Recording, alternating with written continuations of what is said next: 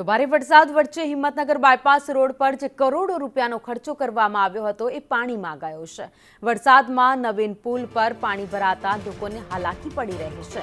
Idar bypass road પર વરસાદી પાણી ભરાઈ ગયા છે। હિંમતનગર જિલ્લા પંચાયત નજીક પુલ પર પાણી ફરી વળ્યા। પાણી ભરાતા વાહન બંધ પડતા વાહન ચાલકોને હાલાકી વેઠવાનો વારો આવ્યો છે। તો કરોડો રૂપિયાના ખર્ચે આ બાયપાસ રોડ બનાવવામાં આવ્યો, પરંતુ ત્યાં વરસાદ વરસતા જ પાણી ભરાઈ ગયા। વધુ અપડેટ સાથે સંવાદદાતા હિતેશ રાવલ અમારી સાથે જોડાઈ ગયા છે। હિતેશ, કરોડો રૂપિયાનો ખર્ચ કરી આ બાયપાસ રોડ બનાવવામાં આવ્યો હતો, પરંતુ ત્યાં પણ વરસાદી પાણીનો ભરાવો થયો। જી ભાવિની,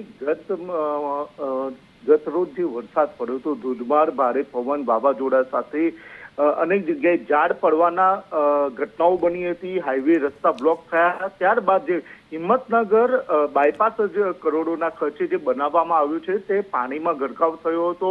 લોકોના વાહન બંધ પડી ગયા હતા અને અવર જવરમાં મુશ્કેલી પડી રહી હતી। જે કમોસમી વરસાદમાં નવીન પુલ બન્યું હતું, તેમાં પાણી ભરાતા મોટી હાલાકી પડી હતી। જે મહેસાણા ઈડર સાથેની હિંમતનગરથી બાયપાસ રોડ જવાના બ્રિજ પાસેના જે રોડ છે તેની ઉપર પાણી ભરાયા હતા। આ જિલ્લા પંચાયતના નજીક જે નદી પરના પુલ ઉપર પાણી ભરાયા હતા કે વાહન વ્યવહાર પણ ખોટવાયો હતો। લોકોને મુશ્કેલી પડી રહી હતી। જે પાણીની નિકાલની વ્યવસ્થા થવી જોઈએ તે નથી થઈ।